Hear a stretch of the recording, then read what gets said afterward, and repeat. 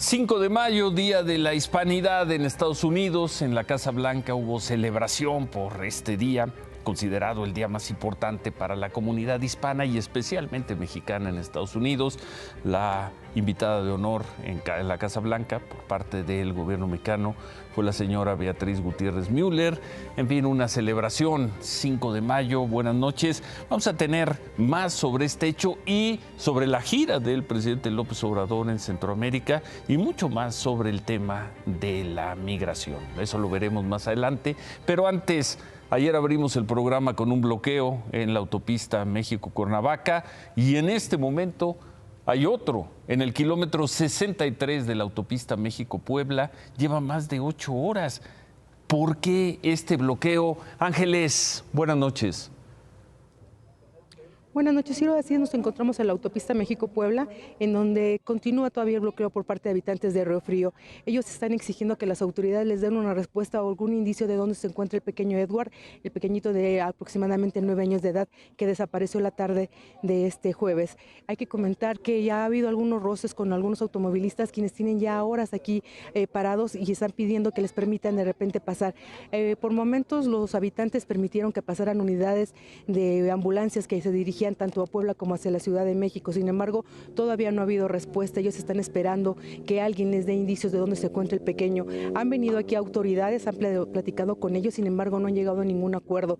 Ante esta situación, pues ellos continúan aquí, aseguran que permanecerán hasta que no haya algún indicio o les digan dónde se encuentra el pequeño Edward.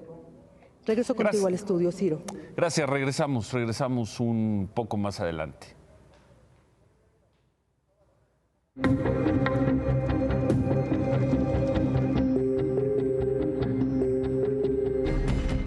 Esta mañana se encontró el cuerpo del periodista Luis Enrique Ramírez a unos metros de la carretera internacional México 15, esto al sur de Culiacán. Luis Enrique era columnista destacado del periódico El Debate. Su cuerpo estaba en una bolsa negra, estaba envuelta en plástico. De acuerdo con la fiscal del estado, con Sara Bruna Quiñones, Luis Enrique murió por golpes en la cabeza. No había herida de bala, no había huellas de tortura. No se sabe mucho más, hasta hace unos momentos no se sabía. Su familia lo vio por última vez esta madrugada cuando salió de su casa entre las 2 y las 3. Aunque se dijo que fue levantado por un grupo armado, la Fiscalía de Sinaloa informó pues, que no tiene información suficiente para confirmar esa versión, además de que la familia no había denunciado en esas horas su desaparición. En este asesinato se dijo, pues lo que se dice siempre, que no se descarta ninguna línea de investigación y que inclusive se van a investigar unas declaraciones que hizo Luis Enrique hace más de 10 años, en el año 2011. En ese momento había abandonado Culiacán por temor a ser asesinado. En aquella entrevista que le dio al periódico El Noroeste, hablaba incluso de sus hábitos de caminar muy noche por las calles de Culiacán. Salir de Sinaloa fue un mero instinto de supervivencia. Yo he sido muy claro, nunca en mi blog jamás dije haber sido objeto de una amenaza. Ajá. No lo he sido. Pero tengo clarísimo que cuando de veras te van a matar, nadie te lo avisa. Yo ando en camión, yo ando a pie, yo soy muy solitario, siempre ando solo, siempre ando en la noche porque soy muy nocturno. O sea, a mí me puedes ver a las 12 de la noche caminando desde el periódico donde trabajaba hacia mi casa, por ejemplo. Eso era para mí de lo más normal. Luis Enrique era uno de los periodistas más importantes de Sinaloa y además tenía un gran número también de lectores a nivel nacional. Llegó, en especial, el momento quizá más fuerte de su carrera, se dio a principios de la década pasada, por ahí por el 2009, 2010, 2011, fue en esa época cuando dice haber recibido las amenazas, tener el temor de que pudiera ser asesinado. Hoy, actualmente era director, fundador del medio Fuentes Fidedignas, también regresó a ser columnista del diario El Debate, uno de los más importantes del Estado y el país. ¿Sobre qué escribía? Contrario a lo que hemos visto en otros casos de periodistas asesinados, Luis Enrique no escribía sobre nota roja ni sobre narcotráfico. Era fundamentalmente un analista político. Publicaba 3 veces a la semana sobre política estatal y nacional. Hablaba igual sobre conflictos internos en el PAN de Sinaloa, eso en sus últimos textos, sus últimas columnas, que de eventos del gobernador, de iniciativas del presidente López Obrador, de asuntos del ex gobernador y ahora embajador de México en España, Quirino Ordaz. Su última columna en El Debate se publicó hace 2 días con el encabezado de Momentum. La columna comienza contando lo siguiente. A unas semanas de haber asumido la presidencia municipal de Culiacán, Tony Castañeda tuvo la deferencia de invitar a un servidor al restaurante Sinaloa. Todo marchaba de manera normal cuando de pronto el delicado ambiente que define el lugar fue roto de violento modo por un hombre que profería insultos desenfrenados hacia quien esto escribe. Allí, en la mesa, encabezada por la principal autoridad municipal, nadie que haya nacido en el Culiacán de antes está preparado para enfrentar una escena de este tipo. Más adelante, Luis Enrique Ramírez habla de cómo era la ciudad antes y cómo se comportaba la sociedad. Habla de la división y el respeto entre clases sociales. En medio de esa reflexión, Luis Enrique Ramírez menciona en su texto a un señor, Eustaquio de Nicolás Gutiérrez, fundador de Jomex y del equipo de fútbol de los Dorados de Sinaloa. Esta persona fue detenida el viernes en el aeropuerto de Guadalajara. Se le acusa de delincuencia organizada y operaciones con recursos de procedencia ilícita, al parecer relacionados con una conductora de televisión, con la conductora Inés Gómez Montt y con su esposo Víctor Manuel Álvarez Puga. Pero sobre el incidente en el restaurante, Luis Enrique Ramírez no vuelve a hacer mención, no da más detalles. El resto de sus textos de sus textos más recientes, son columnas políticas e incluso escribía de eventos sociales como el carnaval. Nadie pondrá en duda, como ha ocurrido en otras ocasiones, de que era un periodista. Es el 8º periodista mexicano asesinado en lo que va de este 2022. Los periodistas de Sinaloa reaccionaron al homicidio de Luis Enrique Ramírez.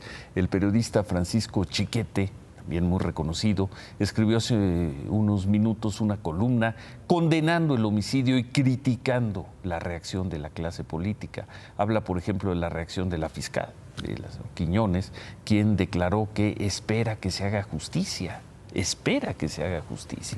Y habla también de las declaraciones del gobernador Rubén Rocha, quien lamentó el fallecimiento y no el asesinato. Francisco Chiquete habla también de la gran pérdida, que es la muerte de Luis Enrique Ramírez. Lo describe como un hombre con dotes para la literatura, quien incluso colaboró con Elena Poniatowska, cosa que hizo, se formó con Carlos Monsiváis. Toda una pluma en Sinaloa, toda una pluma. 8º periodista asesinado en lo que va del año. Presidencia de la República, en un tuit del vocero de Jesús Ramírez, tuiteó que el gobierno de México condena el asesinato de Luis Enrique Ramírez y que se trabajará en coordinación con el gobierno estatal y municipal para esclarecer el caso, que se reforzarán las medidas de seguridad para las y los periodistas, que no habrá impunidad. Es casi un machote ya este tuit, y lo que dicen las autoridades y lo que dicen las fiscalías. Al final del programa, al terminar el programa, vamos a leer completo el texto que ha difundido hace unos minutos el diario El Debate, y en el que dice precisamente que no quiere y que no aceptará que en este caso, como ha ocurrido en otros tantos, nos quedemos en las palabras huecas y en las excusas. Vamos a leer el texto completo al final del programa. 8 periodistas asesinados en lo que va del año, 2 en Tijuana, Margarito Martínez y Lourdes Maldonado, 2 en Zitácuaro, Armando Linares y Roberto Toledo, está José Luis Gamboa en el puerto de Veracruz, Eber López en Salina Cruz, Oaxaca, Juan Carlos Muñiz en Fresnillo, Zacatecas, y hoy, Luis Enrique Ramírez en Culiacán, Sinaloa.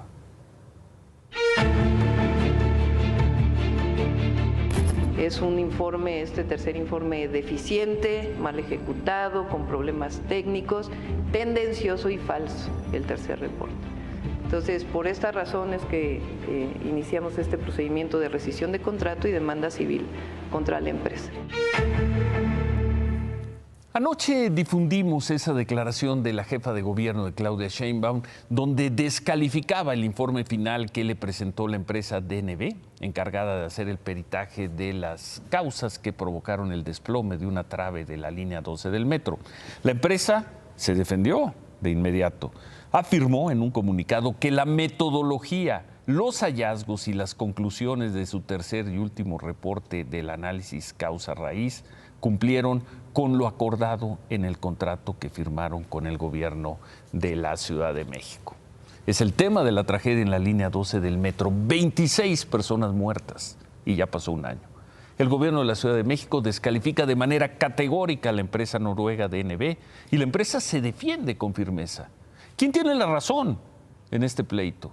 Porque eso es ya un pleito. El gobierno de la ciudad informó que inició una demanda por la vía civil y quizá también lo haga por la penal, una demanda contra la empresa DNB. Hay que recordar que el gobierno eligió y elogió el trabajo de esa empresa, los dos primeros informes que presentó, pero ahora descalifica el tercer informe, el informe final, en el que, al parecer, la empresa hace un severo cuestionamiento al trabajo de mantenimiento durante el actual gobierno. Hoy, el secretario de Transporte de la ciudad, Andrés Layú, fue también muy duro con la empresa y nos dijo esto, nos dijo que DNB sembró, ese fue el verbo que usó, sembró en la parte final del informe el tema del mantenimiento. Sembró. De repente, de la nada, y es una sorpresa frente al dictamen final, siembra el tema del mantenimiento. Siembra el tema del mantenimiento. Pero sin embargo, la pregunta es, y esa es la pregunta que se ha planteado, es frente a un error de diseño o frente a un problema de construcción como la ausencia de los pernos y diseño, sí. ¿Qué tiene que ver el mantenimiento? Me explico, contra un error de diseño, pues ¿cómo le das mantenimiento a una cosa que nadie te está diciendo está mal diseñada? El error de diseño se descubre una vez que sucede el colapso. El informe sí lo dice, sí dice que hay problemas. No dice eso. ¿No dice omisiones, anomalías e irregularidades? No. No. Lo que plantea el tema de mantenimiento como parte del análisis que desde el punto de vista de la Secretaría de Gestión Integral de Riesgos y Protección Civil no cumple con las características metodológicas. Por eso es importante cumplir con el método, porque el método pues, tiene consecuencias sobre el resultado, evidentemente. ¿Qué tiene que ver el mantenimiento? Pregunta el titular de Transporte de la Ciudad de México. Y queda otra pregunta. ¿Una empresa de esa dimensión y prestigio como DNB se equivocó en la metodología? ¿Quién dice, además del gobierno capitalino, que se equivocó? ¿Quién más? Y además, dice el funcionario, sembró el tema del mantenimiento. Pero en el apartado alcance, inciso B, del contrato, y aquí tenemos el contrato, aquí está, ahora lo vamos a revisar, del contrato que firmaron la Secretaría de Gestión Integral de Riesgos y Protección Civil con la empresa DNB, se estipula lo que debe incluir el dictamen técnico del incidente. Esto es, la recopilación de información para análisis documental que comprenda, entre otras cosas, el diseño, la construcción, la rehabilitación, y ahí está, y el mantenimiento y supervisión de 4 momentos fundamentales y periodos. El documento enumera estas fechas. 1, el proyecto a revisar. 1, el proyecto de construcción de la línea 12 que se inauguró en octubre de 2012. 2, el cierre temporal de la línea de marzo de 2014 a diciembre de 2015. 3, de enero de 2016 a noviembre de 2018 y de diciembre de 2018, cuando asumió Claudia Sheinbaum, al 3 de mayo del 2021, el día de la tragedia. Aquí está el contrato que firmaron, un documento extenso contrato de prestación de servicios, ahí está el número, que celebran por una parte el gobierno de la Ciudad de México, representado en este acto por la arquitecta Miriam Vilma Ursúa. En fin, el documento está, el contrato aquí está, y hasta donde entendemos el tema del mantenimiento, aquí está registrado, y además se le dedican varias páginas. ¿A qué se refiere entonces el gobierno de la ciudad cuando dice que se sembró el tema del mantenimiento? Pero bueno, este es el contrato. Lo que no se conoce es la controvertida tercera parte del informe de DNB, el que al parecer cuestiona el servicio de mantenimiento.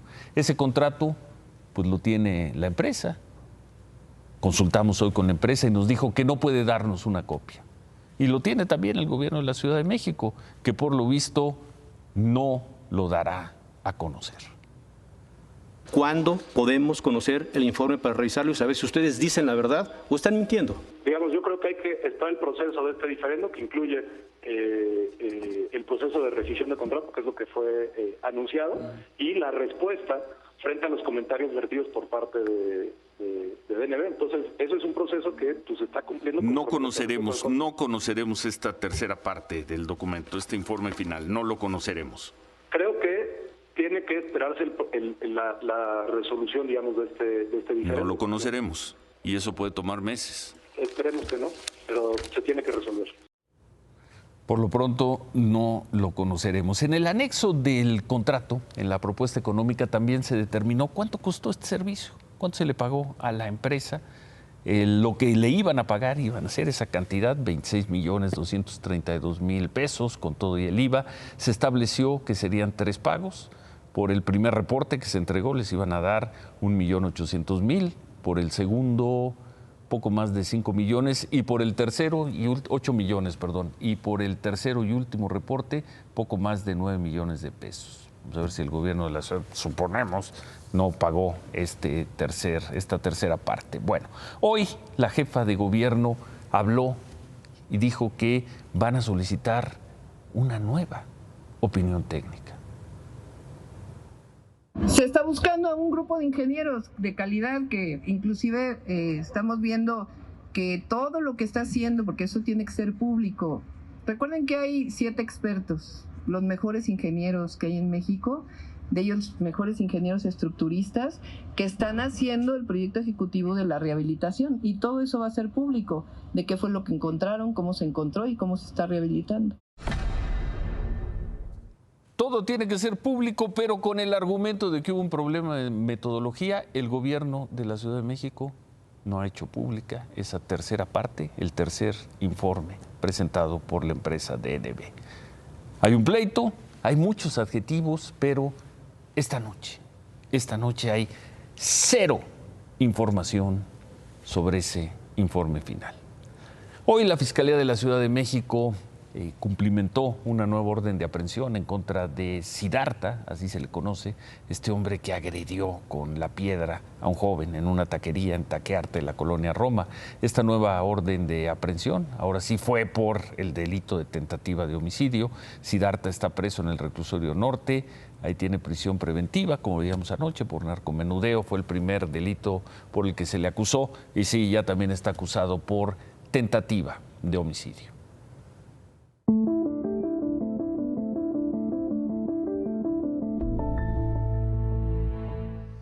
En otras cosas, como veíamos al inicio, hoy se celebró en la Casa Blanca el 5 de mayo. Hubo celebraciones como todos los años. Hubo en Houston, en Nueva York, en Chicago, en Los Ángeles. La oficial que fue en Washington. Es el día más importante para la comunidad hispana y mexicana en Estados Unidos. El presidente Biden encabezó los festejos en la Casa Blanca y dijo que una de sus prioridades es resolver el sistema migratorio de Estados Unidos. Biden aprovechó este día para destacar la buena relación entre los gobiernos de México y Estados Unidos. Suponemos que habrá que tomar como un elogio eso de que México no es el patio trasero de Estados Unidos, sino el patio frontal, el patio delantero. Y hoy, 5 de mayo, se dieron a conocer estas imágenes, por cierto, y con este tino o intencionalmente. Las difundió el Departamento de Seguridad de Texas, 5 de mayo. es una persecución en la frontera. Policías de Texas persiguiendo a un narcotraficante en Brownsville.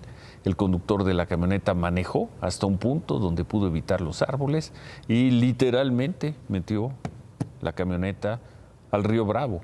La policía de Texas informó que el hombre, ¿qué hizo? Escapó nadando hacia México, hacia Tamaulipas. En la camioneta encontraron 220 kilos de marihuana. Por cierto, el ex jefe del Pentágono, Mark Spear, está por publicar un libro y dice que en mayo de 2020, cuando estaba la pandemia, Donald Trump le preguntó si podía disparar misiles contra México para destruir narcolaboratorios. Habrá que leer el libro. Y hablando de migrantes, desde hace un par de semanas se habilitó un albergue para otros migrantes, estos no son centroamericanos. Otro albergue en la Ciudad de México para los ciudadanos de Ucrania. Ahí están esperando el trámite que les permita entrar como asilados a Estados Unidos.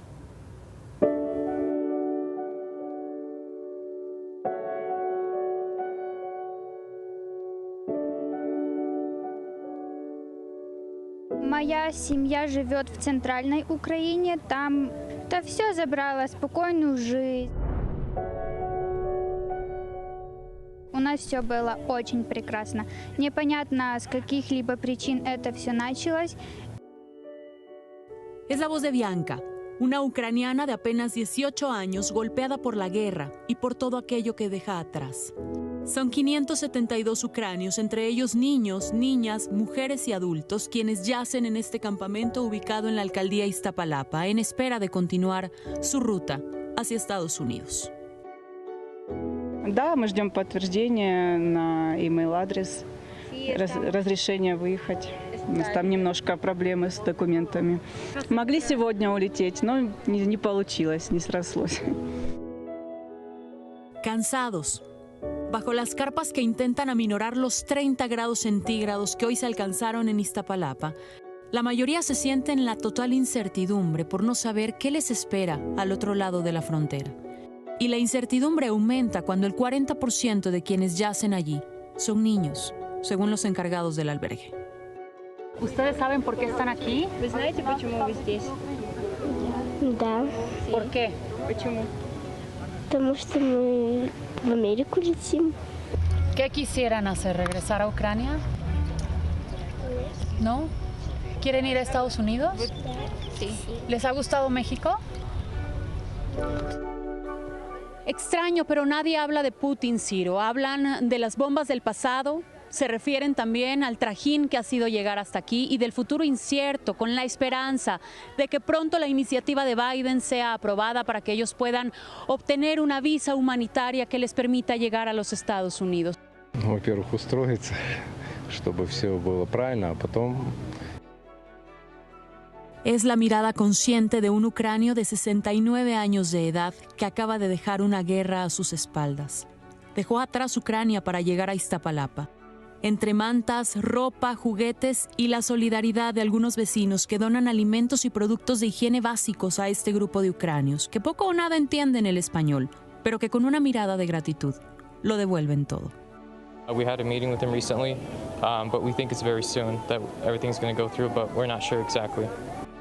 Familias con niños, madres solteras, inclusive nos tocó ver a una familia de asiáticos. Hay ucranios de todas las clases sociales.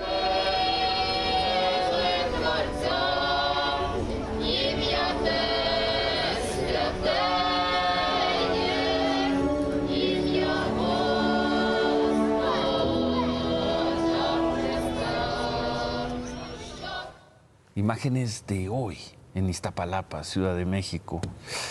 Los ucranios, la guerra.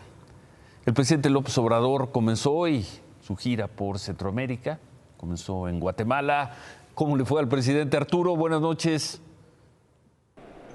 ¿Qué tal, Ciro? ¿Cómo estás? Te saludo desde el Palacio Nacional de Cultura aquí en Guatemala. Acaba de terminar el mensaje que dieron de manera conjunta el presidente Alejandro Yamatei de Guatemala y el presidente Andrés Manuel López Obrador. ¿Qué se abordó en este mensaje? El presidente Yamatei habló acerca de 22 proyectos que se van a impulsar en Guatemala, promovidos entre los dos países, sobre todo en la frontera entre ambos países, para mejorar la creación de empleo, proyectos productivos y con ello tratar de reducir la migración hacia México y hacia los Estados Unidos, obviamente. El presidente Andrés Manuel López Obrador en su momento fue más extenso y habló acerca de cómo México tiene que promover la inversión en América Central para evitar precisamente la inmigración. Parte de ello son los programas Sembrando Vida y Jóvenes Construyendo el Futuro, que ya están implementados aquí en El Salvador, en Honduras, y se van a implementar en Belice. El presidente López Obrador también hizo hincapié en la necesidad de que ya fluyan los 4,000 millones de dólares que el gobierno de Estados Unidos ha ofrecido desde hace 4 años, desde que estaba Donald Trump,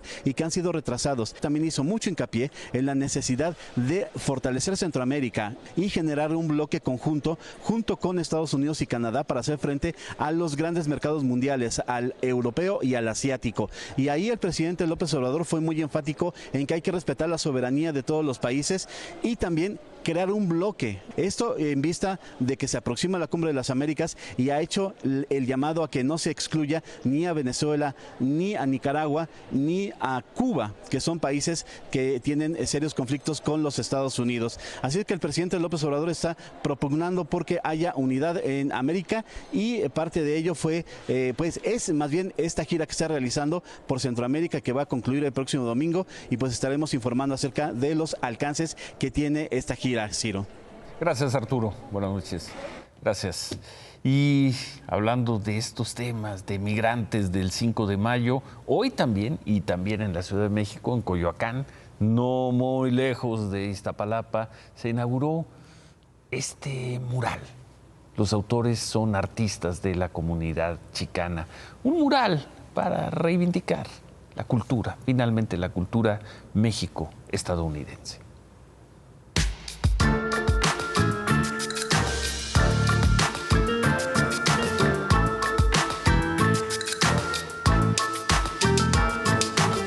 De Chicano Park al barrio de la Candelaria, aquí en la Ciudad de México. Y es que los artistas chicanos, 5 mujeres y 2 hombres que llegaron a este barrio para pintar este mural, nos explican que es parte de lo que quieren dejar aquí en México.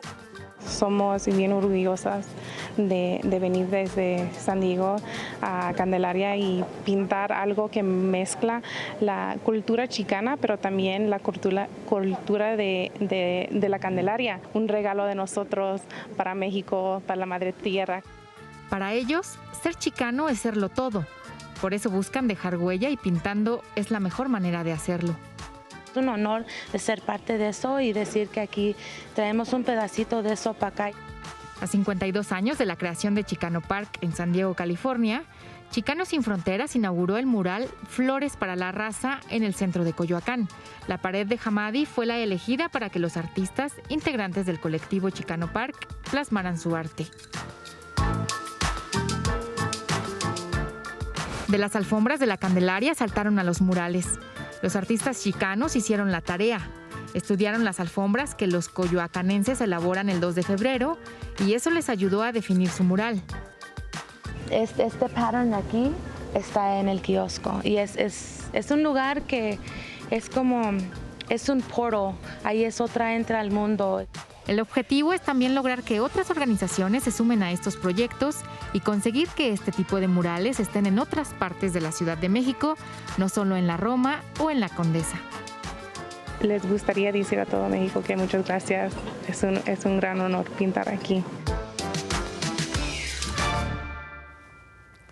5 de mayo y Valle de México. Qué semana tan mala se ha tenido en términos de contaminación. Anoche se anunció que se levantaba la contingencia, pero esto duró unas cuantas horas. En la tarde, esta tarde, de nueva cuenta la Comisión Ambiental de la Megalópolis declaró fase 1 de contingencia ambiental. Mañana habrá otra vez doble, no, hoy no circula, no van a circular. Ahí están los vehículos, ahí los tiene. ¿Qué hologramas? Solo están exentos los eléctricos y los híbridos.